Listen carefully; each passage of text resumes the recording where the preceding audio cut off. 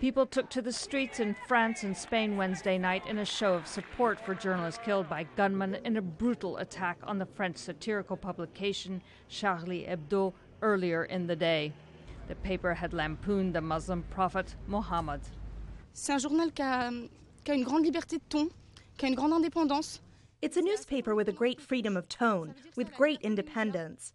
It's this independence which has been targeted, the freedom of the press, and that's the essence of what journalism is.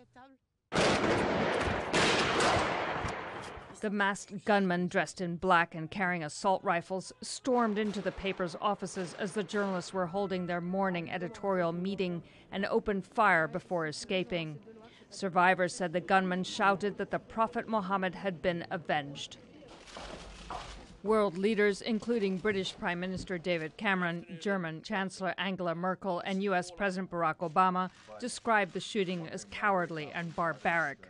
The values that we share with the French people, a belief, a universal belief in freedom of expression, is something that can't be silenced because of the senseless violence of the few.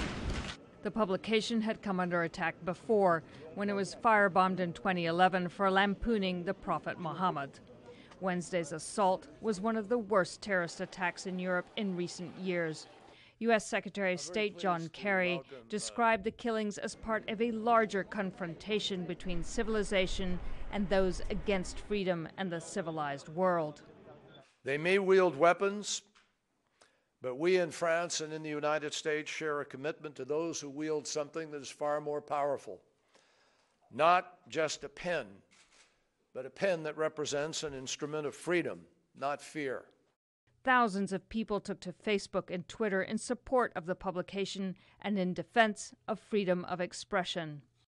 Muslim leaders in France condemned the shooting as the act of criminals.